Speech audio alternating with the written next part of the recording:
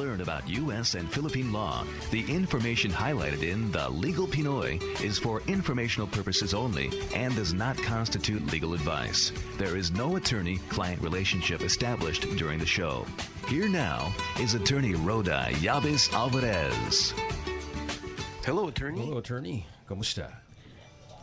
Mabuti naman, Alan. At kamusta rin sa iyo? Kamusta kayo amin apong agdingdingig kada ito'y programa tayo. Once again, it's another Aloha Friday and we're broadcasting live from the heart of downtown Honolulu, Alan.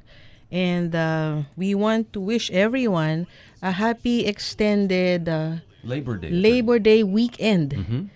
The long weekend, Apo. If you didn't notice, if you haven't checked your calendar or if you didn't file your leave, adati 3-day holiday Apo nga mapaspasamak starting tomorrow. And that's because it's Labor Day dito Estados Unidos on Monday. Happy Labor Day, attorney. Oo. And because para kada kayong agdingdingig kada ito programa, Apong, para kada kayong asuki, you know that this is the program that addresses the intertwine of Philippine law, U.S. immigration law, and Hawaii state law as it affects that unique Filipino-American immigrant experience that we share. No mauawatan nyo dahito broadcast Apo aglalaok nga Tagalog, Ilocano, ken English. That means we share a common history coming from one island paradise, no other than our beloved motherland, the Philippines, and finding each other again in yet another island paradise, no less than the beautiful state of Hawaii. Kathanday latamay katapo that even as we journey between two island paradise, that every now and then katadalata iti matawtawag nga trouble in paradise. And the good news is, if that's legal trouble, katadati corresponding legal solution na matapo. That's the theme and advocacy of our show, Legal Pinoy. And we bring that to you.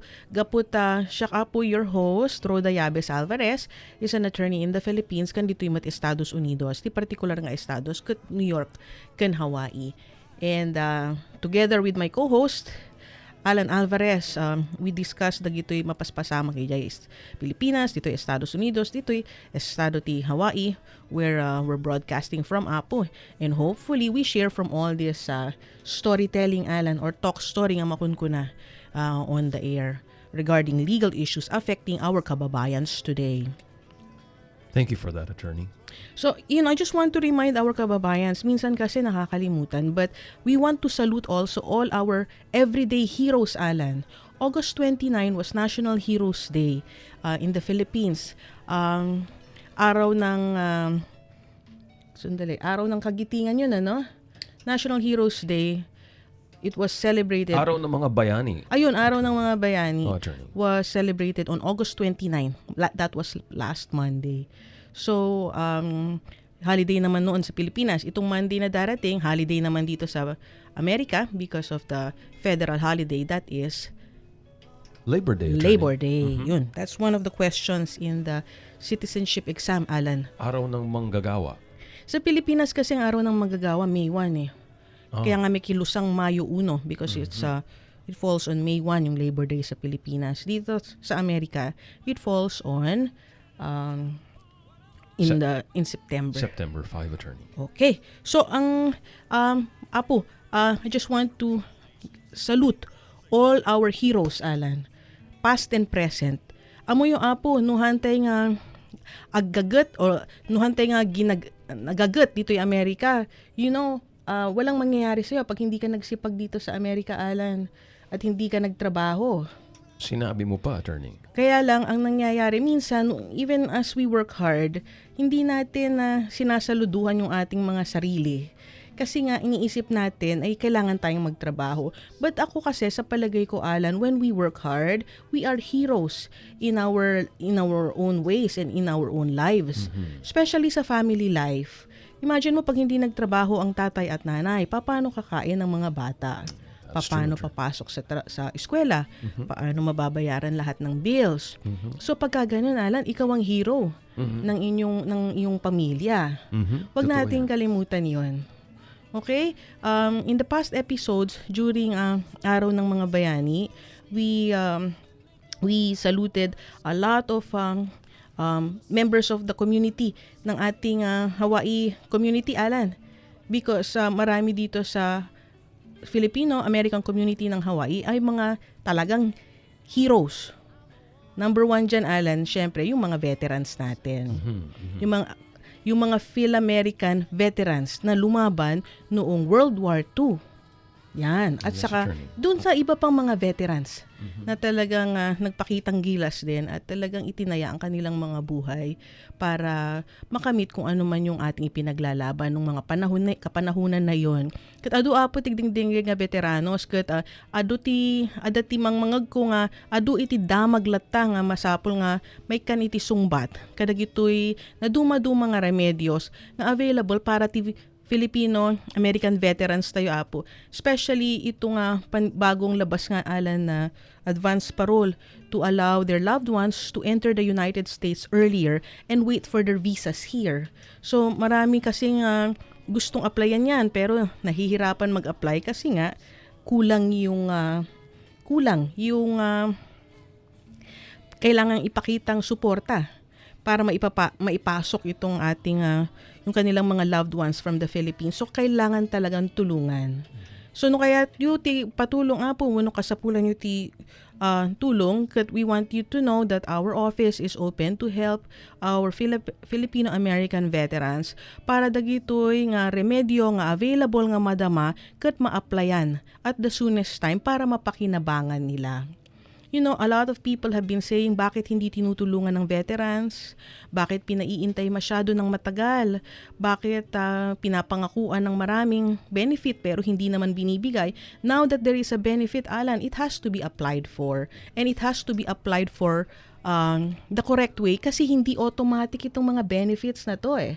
That's what we want our listeners to hear and learn. Han nga automatic dagitoy benefits apo, iso nga there has to be some action taken by the veterans or because matatanda na sila yung kanilang mga anak na tumutulong sa kanila kasi itong mga benefits they're not automatic, they need to be applied for, and if you need help to apply for these benefits makatulong ti opisina tayo. Okay, so Ibig mong sabihin, attorney, itong mga solutions or itong mga paraan kailangan talaga kunin, hindi ibibigay ng automatic. Yung ba sinasabi mo, attorney? it is available pero pag hindi ka kasi nag-take action at even if you take action kung hindi naman correct action, mag-iintay ka ng mag-iintay and you think na medyo matagal yung gobyerno or medyo matagal yung proseso, but if you did not do anything to claim dagito yung remedyo, yun ang nagpapatagal kasi mali pala yung ginagawa mo.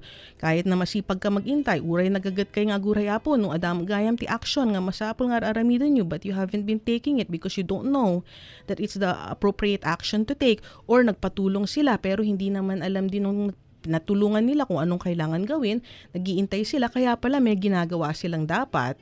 Ayun, at dapat may pinaghahandaan din. Kasi itong mga remedyong to, Alan, hindi sila libre. May mga bayad. So, may Yes, mga attorney. preparations na kailangan gawin. At may mga documentation na kailangan ready. Okay? Kung hindi, andyan na yung visa or andyan na yung remedyo, hindi naman hindi ma-applyan. So, sayang at kawawa yung mga nag-iintay. So, what we want we want you to know is these remedies are available. And they are available for your benefit, but they need to be applied for. And when they are applied for, kailangan tama yung process tsaka tama yung documentation para makuha yung desired result. Hindi po ito automatic. Hanga automatic dagito yung remedyo apo. Hindi rin para lang sa mga, there's also yung solution na sinasabi mo para sa mga veterans, attorney, pero doon sa mga ibang status din, Ayun. may mga ibang Hindi solution lang naman din. kasi yung veterans natin ng heroes. Oo, So true. alam mo marami, Alan, ng mga pamilya kasi ang nakapaghiwalay dahil nag-migrate yung isa at hindi sila sabay-sabay. So marami ring remedies para dito sa mga everyday heroes natin na hindi necessarily nag-serve sa military or hindi sila veterans, but these are the ordinary folks, ang mga ordinaryong manggagawa. You know, they work as security guards, they work in the hotels, under yung mga magagaling mag-landscape kasi may mga lupain yan sa Pilipinas at farms na iniwanan dun, Alan eh. But they take on landscaping jobs here, o yung mga teachers natin o yung mga iba pang professionals sa Philippines, and they work as housekeepers sa mga hotels kasi magandang benefits dyan eh. Tsaka masaya sila na nandun sila sa service industry. Alam mo lahat ito, Alan, they are everyday heroes. Ang ating mga caregivers na umaasang makuha yung kanilang mga loved ones. So, kailangan paghandaan ng tama yung pagkuha sa loved one. At saka, ang sasabihin ko, Alan, pagka magbabayad sila at magpapatulong, dahil busy sila, kailangan nilang magpatulong, kailangan magpatulong sila sa nakakaalam at sa tama ang ginagawa. Marami kasi, Alan, ang nai-scam eh. We'll talk more on the issue of scam later. But what we want to say is kung kailangan ng tulong at magpapatulong, kailangan magpatulong dun sa nakakaalam at saka dun sa makakatulong talaga.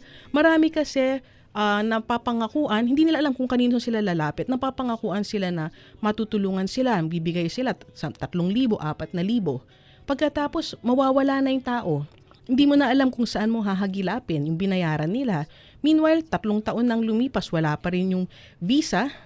Samantala, nabayaran na lahat yung dapat bayaran 3 years ago pa. Or worse yet, attorney, nandun na yung visa, hindi nila alam. Ayun, marami nga, nagiintay lang ng nagiintay, ang dapat pala may ginagawa na. Eh kasi nga pagka nagpatulong ka, tapos yung nagpatulungan mo, nakuha na yung pera mo, hindi naman pala alam ang gagawin, magiintay na lang ng notisyas. Mahirap yun eh.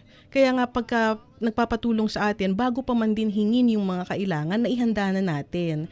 Because it's in our line of work, and as an attorney, ang nangyayari, Alan, na-anticipate natin kung ano yung mga potential problems, alam natin kung anong kailangan at alam natin kung anong kailangan gawin. So before hihingin yung mga requirements, alam na natin kung anong kailangan gawin. Hindi tayo nag-iintayan. Pag gano'n, napapabilis natin yung ating process at hindi napapabayaan yung kaso. So, para doon sa mga nasa ganitong sitwasyon, Alan, sayang naman yung pinaghirapan ng ating mga everyday heroes kung mai-scam lang sila. So, pagka ganito, ang kailangan po ninyong gawin ay magpatulong sa nakakaalam at sa tamang paraan. We have to take a break, attorney. Okay. So, when we return, after our break, we'll discuss the issue of itong kumakalat, Alan, na IRS scam.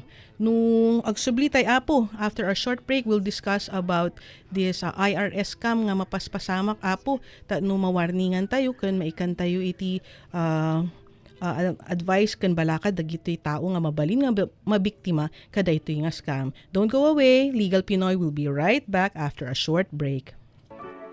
No kasapulan nyo, iti mapagtalkan ken sidadaan nga abogado, tawagan nyo lang ni Atty. Roda Yabes Alvarez. No ti problema yo ket may panggep, imigrasyon, pamilya, divorce, adoption, child support, negosyo, wenno problema ijay Pilipinas, tawagan nyo iti numero 808-589-7380. Kung nangangailangan kayo ng abogado na maaasahan at handang tumulong sa inyo, tawagan si Atty. Roda Yabes Alvarez. Siak ni Atty. Roda Yabes Alvarez. Makaawatak ti Ilocano, Tagalog, ken English. Libre ang unang konsultasyon, kaya tawag na sa 808-589-7380. Attorney Roda Yabes Alvarez.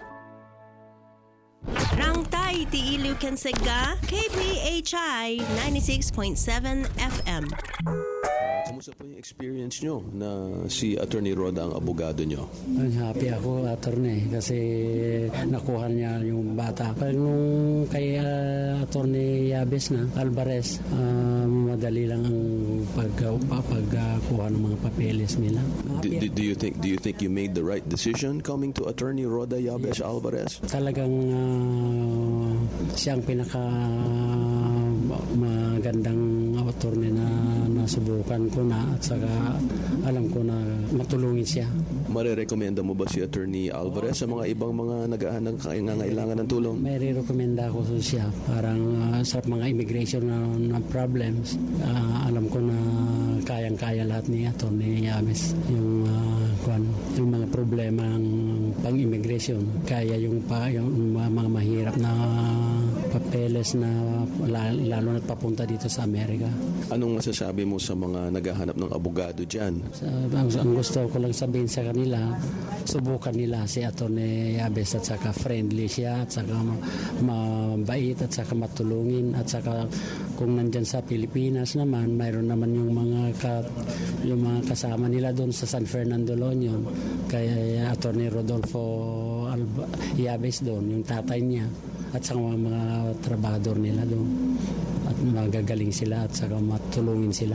Ayun. Okay, so ngayon na nandito na mga anak nyo, anong pakiramdam nyo, Manong? Very happy ako. Thank you very much, Manong. Congratulations and thank you for working with Attorney Roda Yabes Alvarez. Thank you, Manong. Okay, attorney, we're back. Naalala ko yung tawa ng ating kliyenteng natulungan. Masaya sila, attorney. Oo, masaya sila. Marami tayong mga natulungan na kliyente pero hindi natin pwede ikwento lahat yung mga kaso nila eh. Yes, attorney. Alam mo, Alan, maraming kasi kahit successful yung result ng kaso nila, nahihiya sila na malaman ng ibang tao na naging PNP pala sila. Nahihiya sila na malaman ng mga tao na na-deport pala sila at napabalik natin. So hindi sila magbibigay ng testimonial kasi nahihiya sila. Yung mga iba magaganda rin ng boses eh. Makikilala mo sila sa Oo, boses nila. Attorney. makikilala mo sila sa boses nila dahil kilala pala sila at Yes, sikat attorney. pala sila. Sikat pala sila. Pero nangyari nga sa kasamaang palad, adamagayam iti secrets. So hindi natin ma-share yung mga ganong stories kasi nga confidential yung ating mga kaso. Pero okay, now going back to the issue of itong scams. Alam mo ba, Alan, na meron na namang kumakalat na IRS scam? Ano yun, attorney? Matagal na kasi ito eh. Ngayon, noong 2014, nagpalabas na ang IRS ng update sa kanilang website mismo. At sinasabi na kailangan, nag-issue sila ng consumer alert providing taxpayers with additional tips to protect themselves from telephone scam artists calling and pretending to be with the IRS. Okay, on the issue of scams, nasa scams tayo today. Itong nangyayari na IRS scam, Alan, tatakutin ka eh. Ang ginagawa nila, tatakutin ka na ikaw ay madedeport or ikaw ay mabibilanggo or ikaw ay aarestuhin o kaya kukumpiskahin yung iyong driver's license pag hindi ka nagbayad doon sa utang mo sa IRS. So ang problema, may utang ba ako sa IRS? Hindi ko alam kung may utang ako sa IRS. Kasi marami sa ating mga kababayan ang ginagawa. At saka hindi lang mga Pilipino to, Alan, na everyone is being victimized. And not only here in Hawaii but all over the United States apparently, Alan. Kasi nga merong mga tao nagtitipid. So ang ginagawa nila, ang gumagawa ng taxes nila ay sila. Yes, attorney. Pero hindi naman nila masyadong alam kung tama yung ginawa nila o mali. Bumibili na lang sila ng TurboTax. Tapos sila gagawa. Or igagawin ng kapitbahay nila o yung kapatid nila. Yes, attorney. Minsan kasi pagka ganun, di mo alam kung tama o mali yung ginawa. Ngayon, pagka naka-receive ka ng call, sabi, I'm from the IRS. Tapos meron kang mali sa taxes mo nung 2010 hanggang 2015. Tapos pinapadalhan ka namin ng kaso.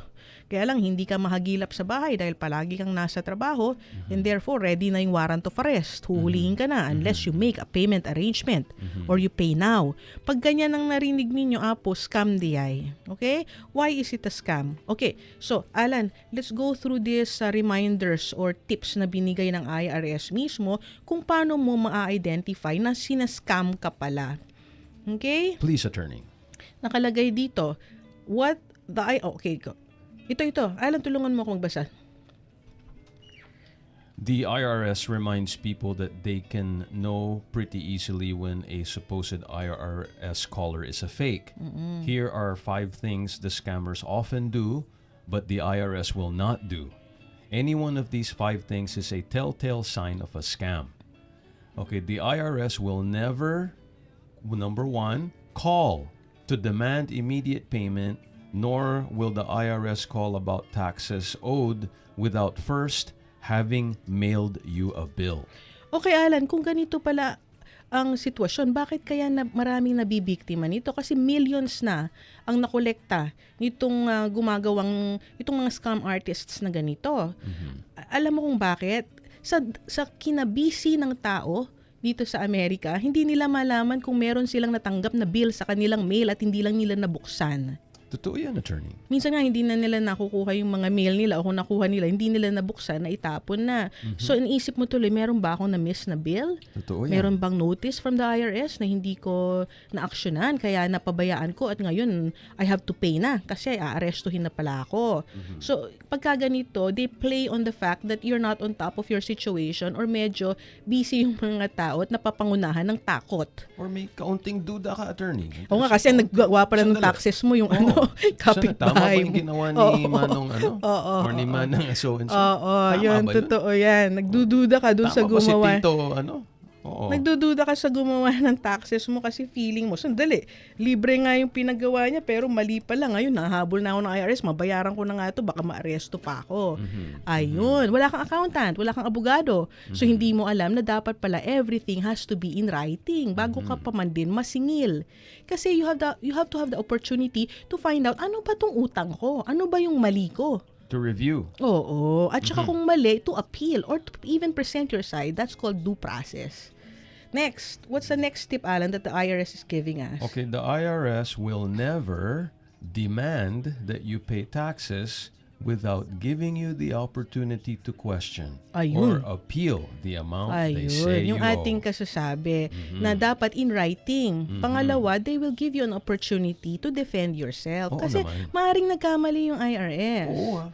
Yeah, at saka open sila dun na baka Oo. nagkamali sila. Oo. At hindi ka nila ipapersecute na singil ng singil. Wag Ng naman. basta-basta. Hindi ganun ang IRS. Pero takot na takot ka kasi nga hindi mo ni-report lahat yung income mo. IRS eh. At saka siguro nalaman nila na may under the table or kung ano man yung kinatatakutan mo. Sandali, tinanggap kong cash. Oo, na hindi ni-report. O Oo. kaya mali yung ginawa ng kapatid ko nung pinrepare niya yung tax niya. O kaya mali yung ginawa ko nung nag-turbo tax ako dahil imbes na 2 W2 ang naipasok ko dahil 2 trabaho ko, 3 trabaho ko, isa lang yung naipasok ko kasi hindi ko alam paano ipasok yung pangalawang W2.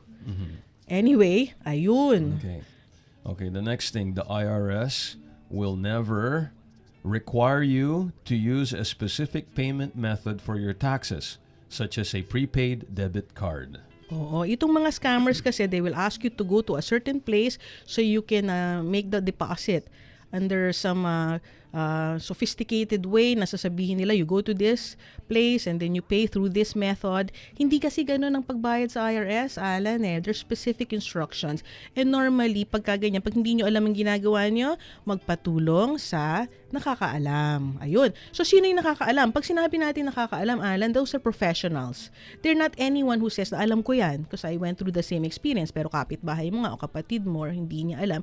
You go to a professional para kung ano man yung mali mo, maayos ng professional. And then maraming professional, Alan, but you go to the licensed professionals kasi pag license, ibig sabihin talagang yun ang profession nila. Hindi yung tutulong lang because they can fill up forms for you. You know, hindi cannot help you pag ganito na ang sitwasyon.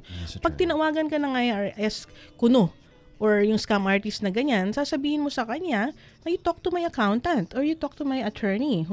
Kasi pagka ganun, ang ibig sabihin, alam mo yung ginagawa mo. Pero pagka they can play on your fears, ang alam nila nun, may tinatago ka talaga, kaya willing ka to pay ka agad kahit na hindi mo pa nabasa. Eh kung accountant mo ang gumawa nun, hindi naman siguro magkakamali yung accountant mo kung talagang tama yung ginawa at yun ang dapat na i-report, hindi ba? So they cannot play on your fears.